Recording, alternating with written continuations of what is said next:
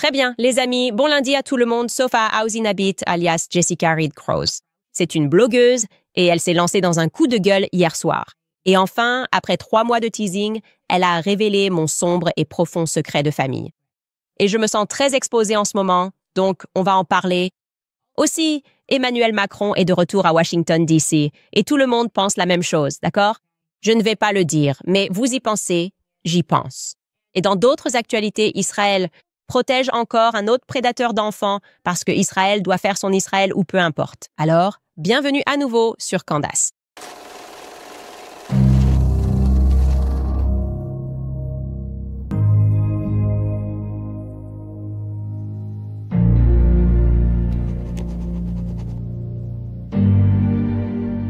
Donc, Emmanuel Macron est de retour à Washington, D.C. et comme je l'ai dit, tout le monde pense la même chose.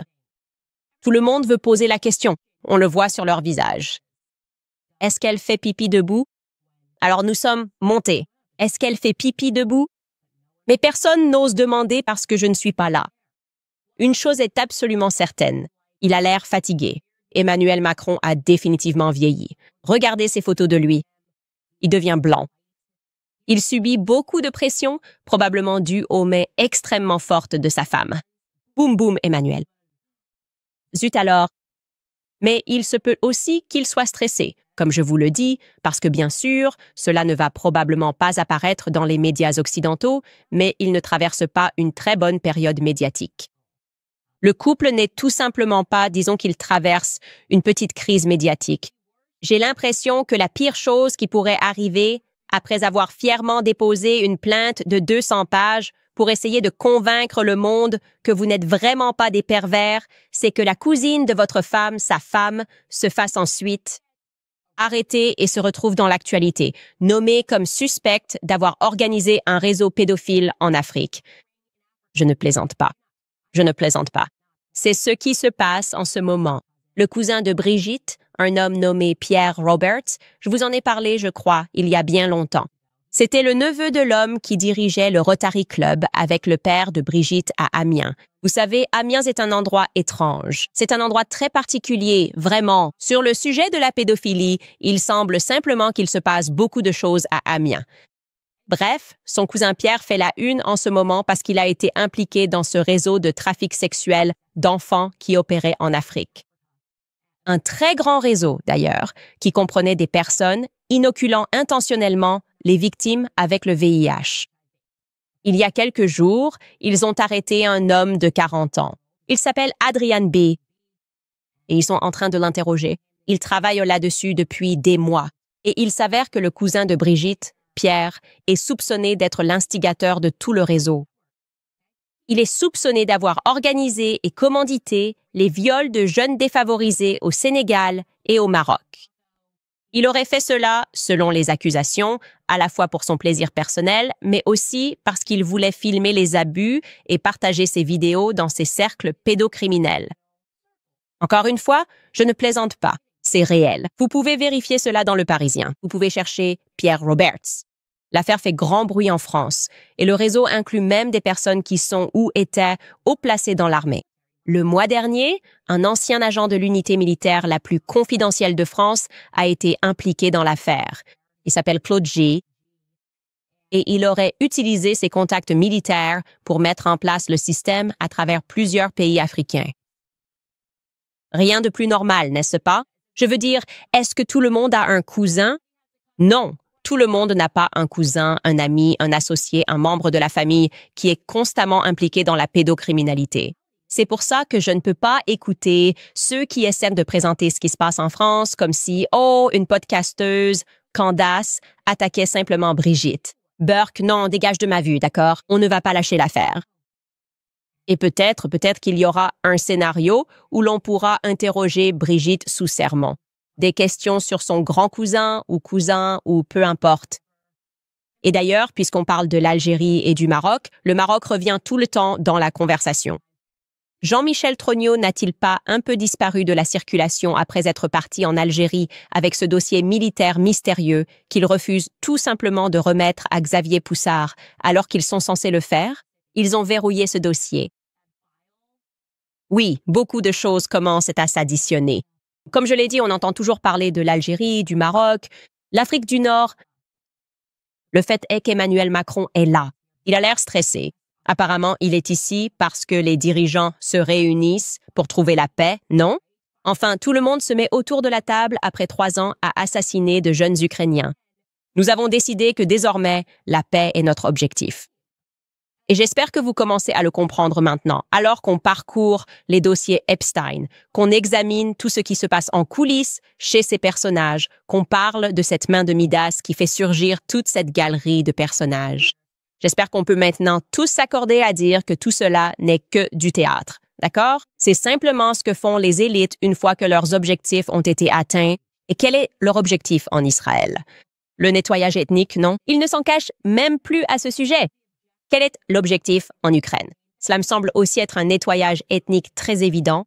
Et quand ils ont fini, quand ils sont sur le point d'atteindre leurs objectifs, ils disent « il est temps de faire la paix ». Et ensuite, ils applaudissent et remettent un prix à quelqu'un. Oh le, c'est le prix de la paix maintenant que nous avons terminé nos initiatives. Alors faites très attention à qui ils installeront en Ukraine une fois la paix conclue. Gaza, maintenant, ils nous ont en quelque sorte dit « oui, ce que nous faisons là-bas ». C'est à peu près le même scénario, au moins depuis la Première Guerre mondiale, voire même avant. Et je pense que nous reconnaissons tous que la personne qui a le plus de pouvoir sur toutes nos nations parce que nous avons été quelque peu mondialisés. En ce moment, c'est Bibi Netanyahou. Bien sûr, c'est le patron, c'est le grand patron Bibi. Et c'est lui qui va décider quand, si et exactement à quel moment ces guerres seront autorisées à se terminer. C'est pour ça que je ne prends rien de tout cela au sérieux. Il détient les clés, les dossiers de chantage, pour ainsi dire. C'est pourquoi Israël revient toujours dans chaque histoire que vous examinez.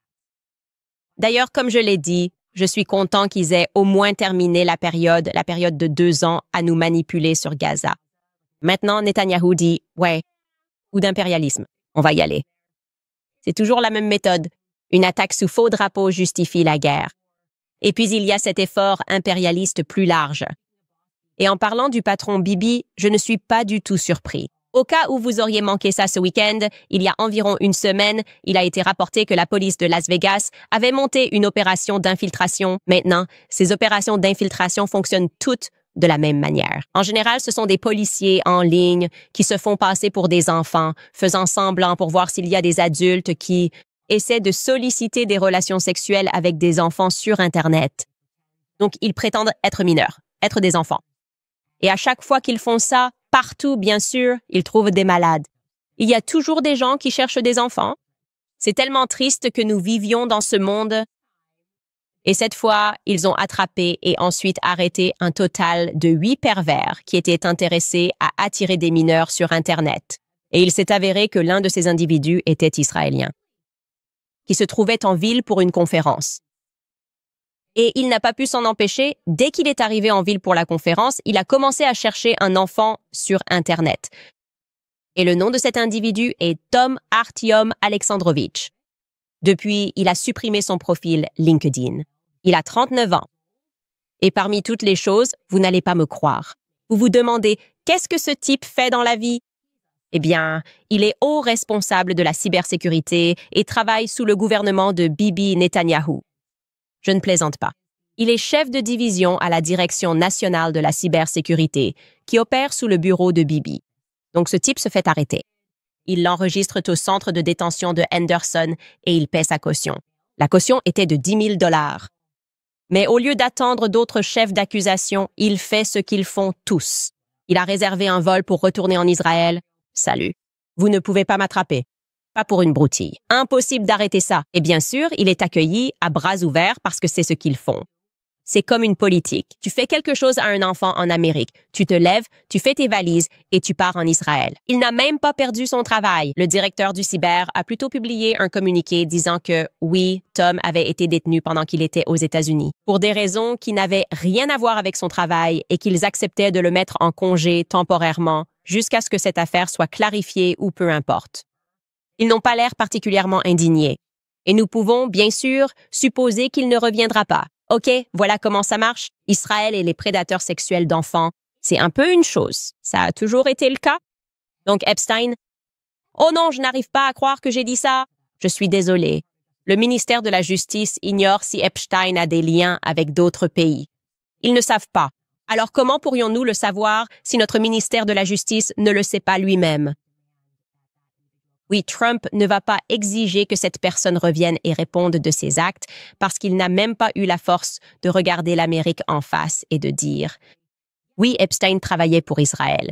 S'il n'est même pas capable de faire ça, pourquoi s'attendrait-on à ce qu'il fasse l'autre chose, non? » Et ce qui rend l'histoire d'Epstein encore plus incroyable, c'est bien sûr, avant tout, le fait qu'il était un prédateur d'enfants notoire, mais aussi le fait qu'il a été protégé par tant de pays, tous les grands pays, les États-Unis, la France, Israël, l'Ukraine, d'où il faisait venir des jeunes filles.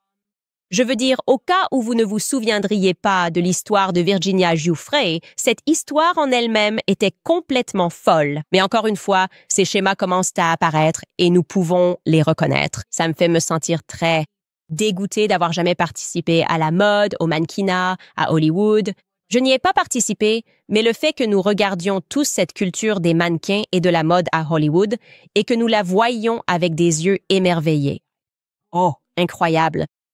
Regarde ce créateur de mode, les vêtements qu'il crée. Regarde ce magnifique mannequin. Regarde Hollywood. Tu te rends compte que toute cette filière, elle commence. L'image que je vois, c'est que c'est un réseau.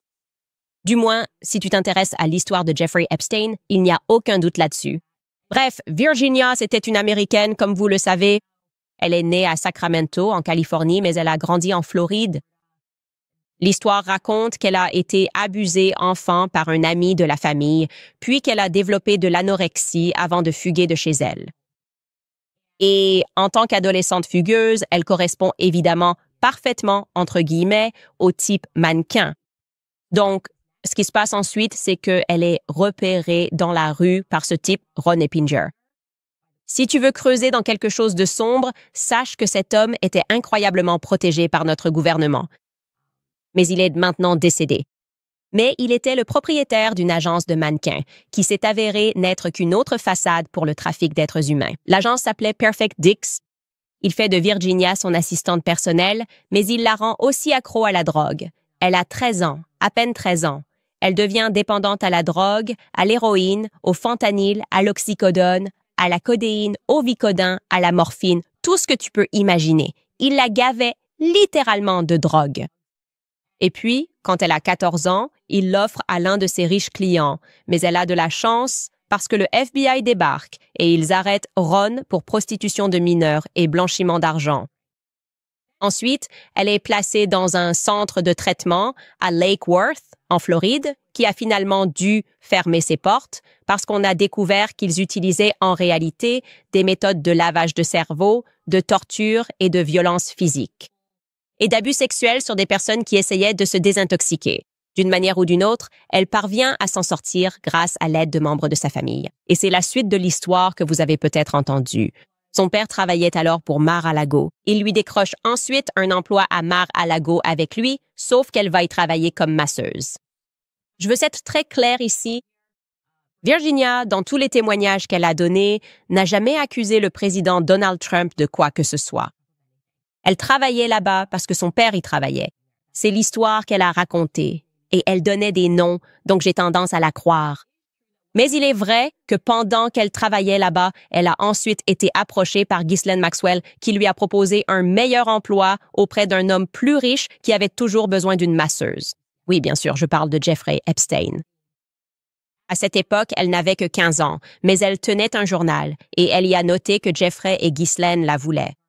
Pour, je cite, « être capable de satisfaire tous les besoins des hommes auxquels ils allaient m'envoyer. » Ils voulaient que je produise des choses à leur sujet, en plus du sexe.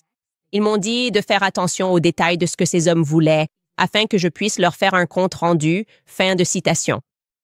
Des années plus tard, en 2015, sous serment, elle affirme que ses actions visaient à compromettre et potentiellement à faire chanter.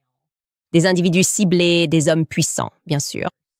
Et qu'Epstein lui aurait prétendument dit que tout cela visait, je cite, à avoir quelque chose contre eux, les rendre redevables, afin que ces individus soient alors dans sa poche, dans la poche d'Israël. Oh, désolé. Nous n'en avons pas la certitude. Mais ne vous inquiétez pas, il n'y a pas de liste de clients. Donc il n'y a rien à voir ici. En fait, Israël, au cas où vous l'auriez manqué, est l'armée la plus morale du monde. Dites-le avec moi. Le pays le plus moral, l'armée la plus morale du monde entier.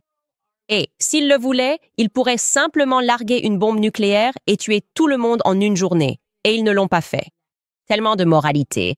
Je fais une overdose de moralité. C'est comme s'il y avait trop de moralité pour qu'on puisse même regarder. Et oui, tellement de moralité qu'ils doivent maintenant nous faire du gaslighting à ce sujet. C'est exactement ce que je ressens en ce moment. Même en ce qui concerne ce que je vous dis, comme ChatGPT essaie juste d'effacer l'histoire, c'est tellement évident, ils mentent sur tout. Toutes ces IA, Grok, elles mentent. Et puis quand tu dis « en fait, je connais ce fait », ils réagissent genre « Oh mon Dieu, je ne sais pas comment j'ai pu rater ça dans la biographie autorisée de Robert Maxwell », des choses comme ça. Mais ils sont aussi en train d'essayer de faire semblant de ne pas connaître l'histoire de l'étoile de David. C'est encore un de ces sujets sur lesquels on nous fait du gaslighting. C'est pour ça que je lis autant de livres, parce que je me rends compte que c'est vraiment étrange. Le fait qu'il y ait des gens qui se baladent en portant l'étoile de David sans avoir la moindre idée de l'histoire de ce symbole, ça me sidère. Et je ne suis même pas en train de pointer du doigt ici parce que j'ai été très ignorant pendant très longtemps. Vous savez que j'étais sioniste. J'ai travaillé pour Prager-U. Je n'en avais aucune idée parce qu'on nous gave simplement de n'importe quoi. À travers le système d'éducation publique, en imprimant des livres dans lesquels Robert Maxwell avait un intérêt à un moment donné, non? Il n'essaie même plus de cacher le fait que l'étoile de David n'a rien à voir avec le judaïsme biblique. Donc, je vous mets tous au défi de vous informer à ce sujet. Vous pouvez même regarder sur Wikipédia. Nous vous avons montré comment les sionistes infiltraient Wikipédia dès le début pour s'assurer qu'il ait une orientation sioniste. Même ainsi, ils disent la vérité. Ils disent la vérité sur Wikipédia à propos de l'étoile de David, qu'elle a commencé à être associée au judaïsme au XVIIe siècle. D'accord, tu peux afficher ça, Skylar? Et c'est écrit noir sur blanc. Il s'agit d'un dérivé du sceau de Salomon, utilisé à des fins décoratives et mystiques par les juifs kabbalistiques et les musulmans. D'accord, les gens qui vénéraient la Kabbale. C'est un hexagramme. Elle affirme que son association est un symbole distinctif du peuple juif et de sa religion, datant du Prague du XVIIe siècle. D'accord, XVIIe siècle. C'est un relatif très récent, n'est-ce pas? C'est en fait assez récent, du XVIIe siècle. Et ce qui s'est passé, pourquoi c'est vraiment crucial, on ne peut pas l'ignorer. Oui, tout tourne autour de la Kabbale. C'est qu'il y a eu un homme qui a dit qu'il était ceci, réincarné. Il s'est déclaré être le Messie juif tant attendu. C'est le début de cette période, dont je vous parle depuis un moment, mais vous devez apprendre ce qu'est le sabbatianisme. Et il dit « Je suis le Messie juif ». Et les gens l'ont cru. En fait, à cette époque, selon un historien israélien, Gershom Scholem, la moitié des Juifs du monde en Europe se sont convertis et l'ont suivi, n'est-ce pas? C'était un kabbaliste. Et ils l'ont suivi, croyant qu'il était vraiment le Messie, jusqu'à ce qu'il fasse quelque chose qui les a fait se dire « Bon, peut-être qu'il est juste fou. » Il a apostasié.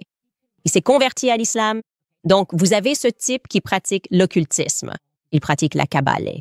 Il dit « Je suis le Messie ». Il y a un groupe de personnes qui le croient. Beaucoup d'entre eux ont été désillusionnés quand il a dit pour sauver sa vie « Laissez tomber, je me convertis à l'islam ». Cela fait partie de l'histoire.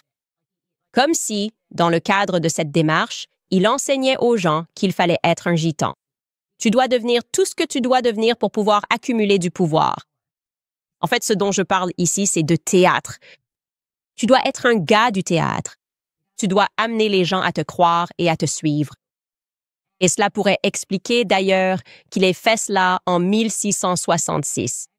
Cela a bien sûr aussi une signification, le 666. C'est en 1666 que cela s'est produit.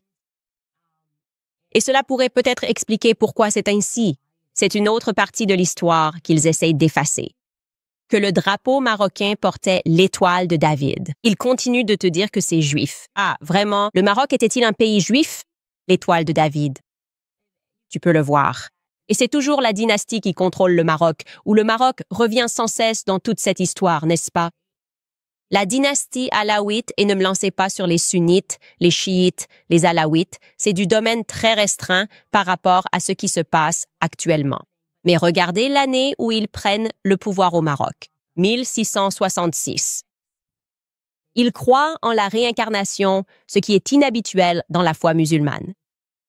Et vous pouvez constater qu'ils frappent ensuite l'étoile de David, comme leur drapeau. Ce fut le drapeau du Maroc de 1795 à 1915. Les gens ne le savent pas. Les gens sont stupéfaits quand je dis cela. Cela a une signification cultuelle. Je ne suis pas surpris que le Maroc revienne sans cesse dans toutes ces histoires.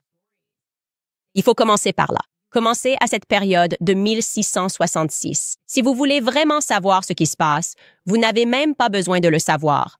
Tout commence à avoir du sens quand vous voyez ces histoires se dérouler. Quand vous comprenez ce qu'ils ont fait, comme violer ces lois pour montrer au monde qu'il n'y a pas de loi. Par exemple, vous pouvez coucher avec votre cousine, votre frère, votre nièce. Cela n'a aucune importance.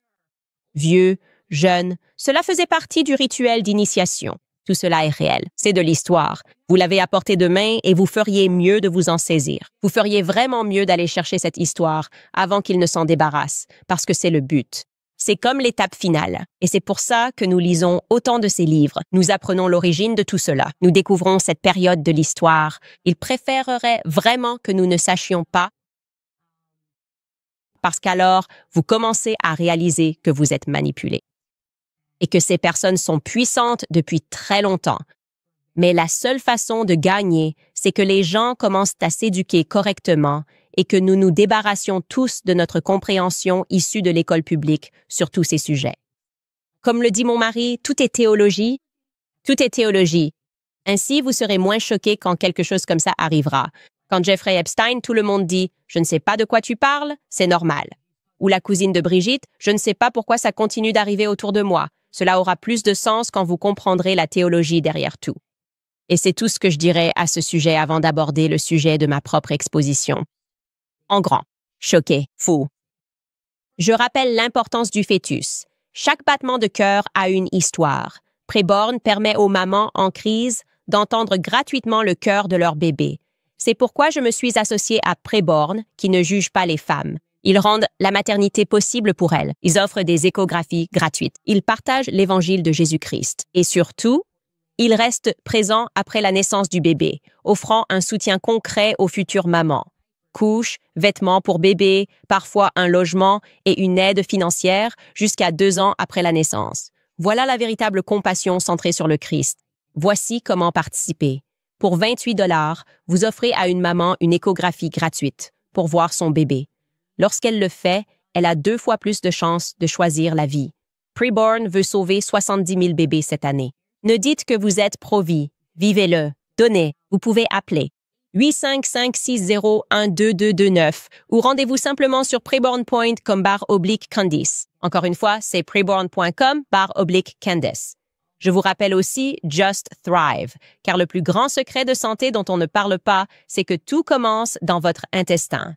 Chaque jour, votre intestin mène une guerre silencieuse contre la nourriture, le stress et les toxines. Quand votre intestin va mal, tout votre corps le ressent.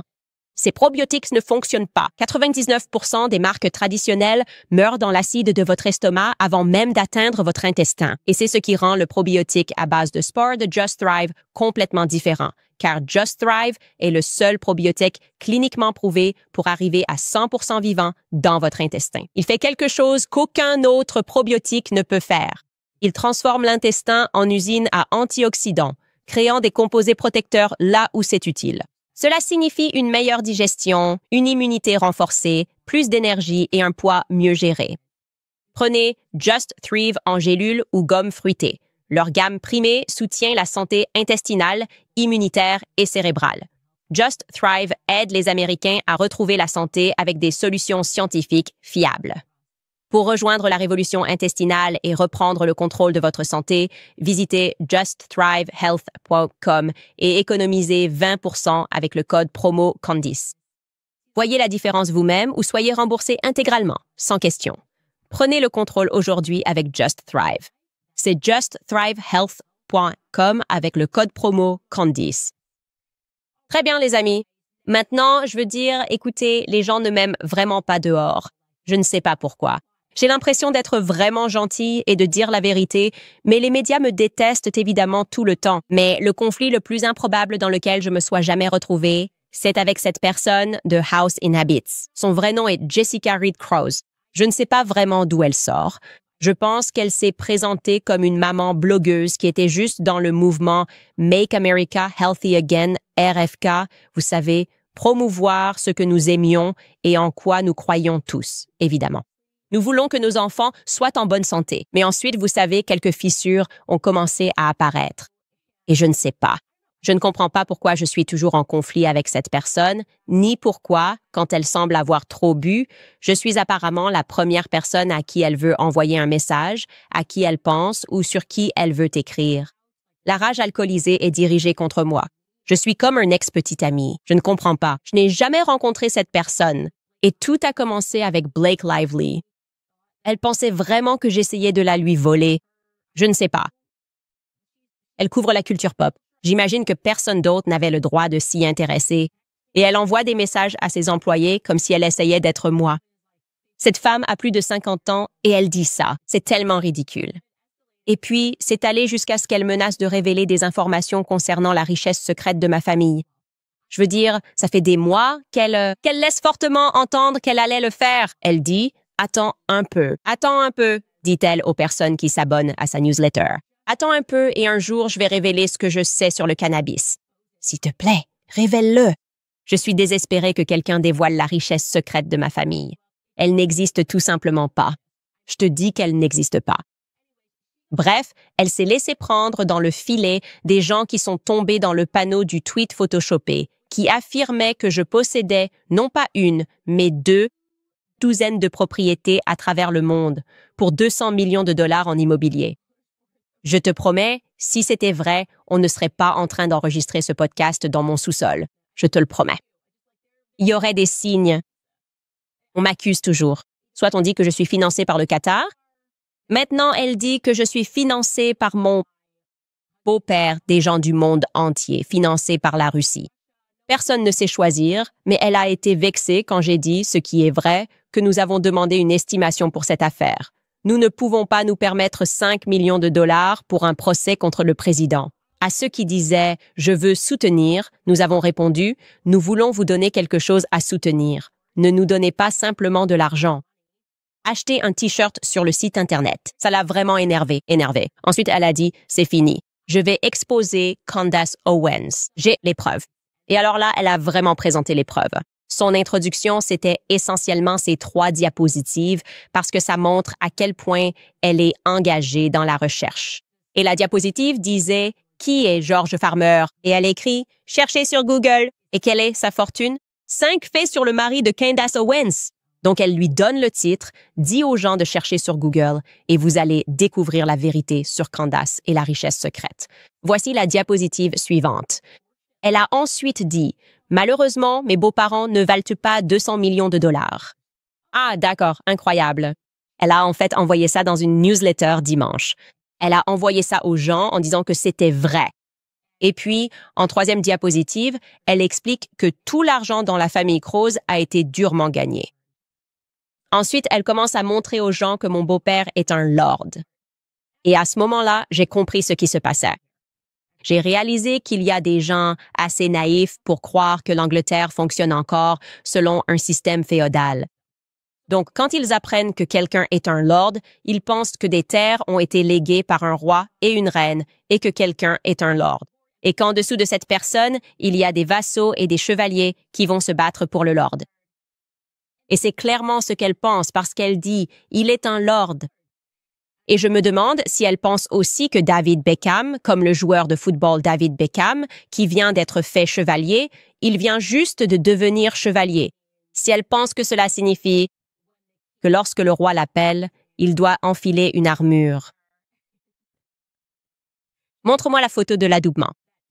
Je pense vraiment qu'elle croit que cela signifie que David Beckham devra enfiler une armure et aller se battre pour le roi. C'est comme ça j'ai réalisé que c'est le niveau de QI qui est en jeu ici. Mais elle ne sait pas que la Chambre des Lords est la chambre haute du Parlement. Comme tu sais, le Congrès, si tu veux, la Chambre haute, s'appelle la Chambre des Lords. Donc voilà ce qui se passe ici. Ensuite, elle commence à citer d'où elle tient l'information sur mes plus de 24 propriétés dans le monde, d'une valeur de 200 millions de dollars, ce qui serait incroyable si je les avais. Je te promets qu'on ne serait pas dans ce sous-sol et que les choses auraient bien meilleure allure. Il y aurait beaucoup de signes qui le montreraient. Et sa source, je ne plaisante pas, c'était le Hindustan Times, genre le Times de l'Hindustan ou peu importe. Et rien, littéralement rien dans cet article n'était vrai. Ils se sont trompés sur la date de naissance de mon mari. Ils ont mentionné un lieu de travail dont nous n'avions jamais entendu parler avant ce matin. Ils n'ont même pas donné la bonne année pour l'anniversaire de mon mari. Ils n'ont pas non plus donné la bonne taille. Ils ont tout simplement fait disparaître 15 centimètres de sa taille. Et je ne sais pas ce qui s'est passé. Elle pensait que c'était vrai. Elle l'a cru.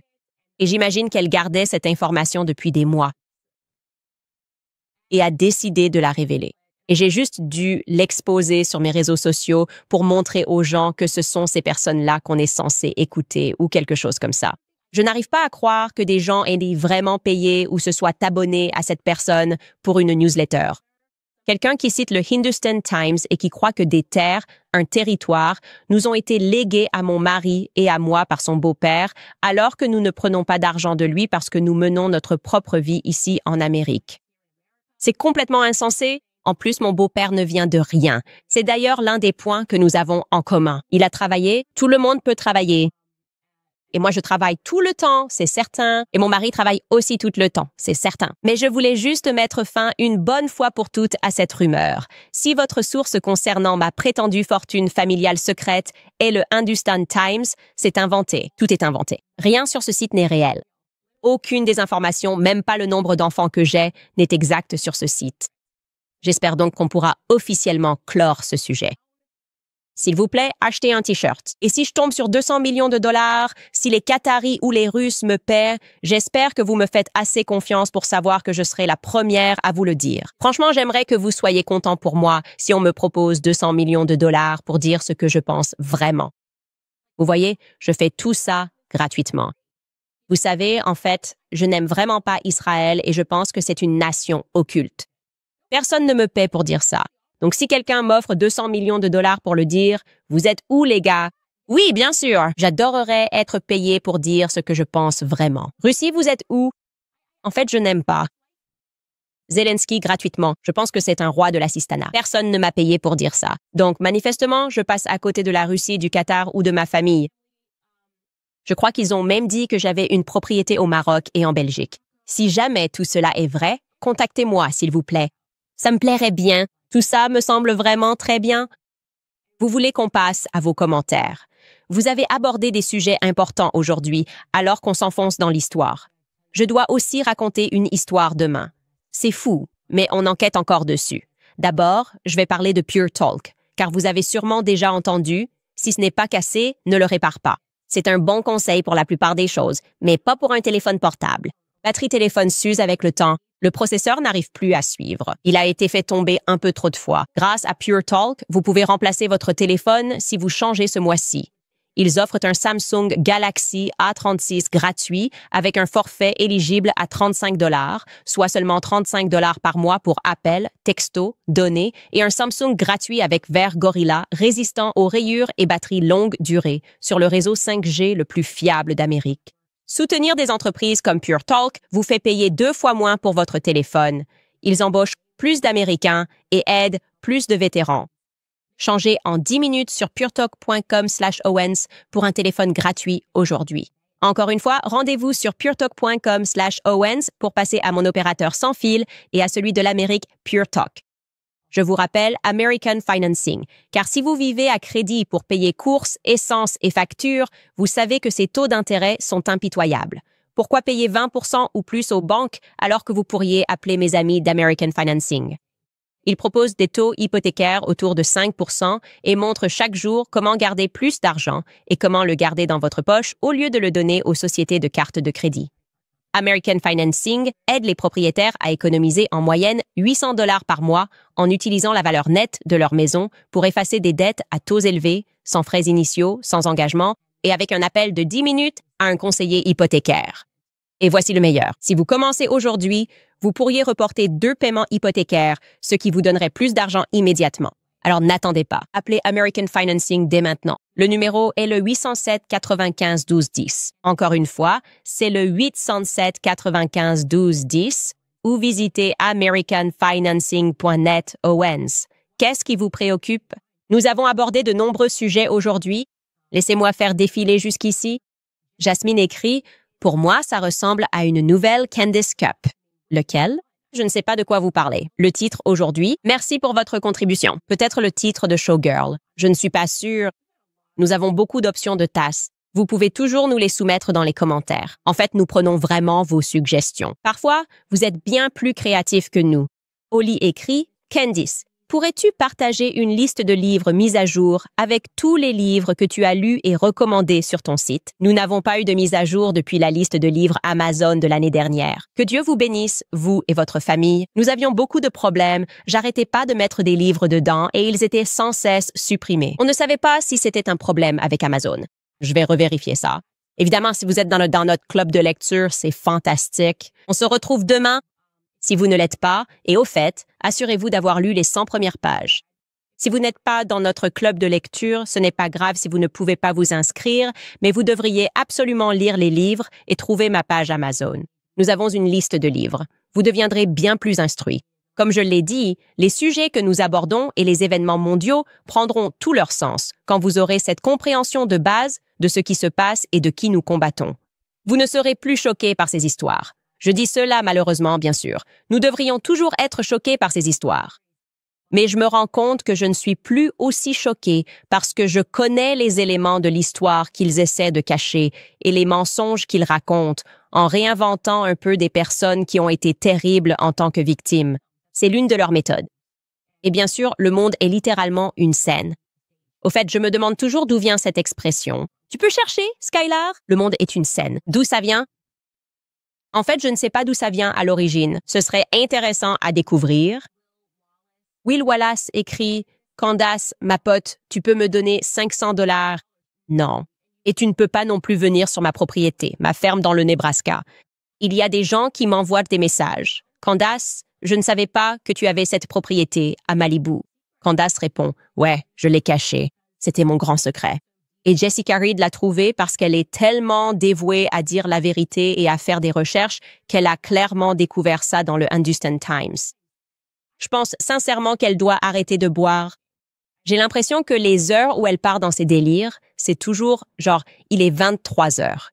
Et elle s'emballe complètement. Et elle fait « Regarde, regarde, regarde » et tout est hilarant de l'extérieur.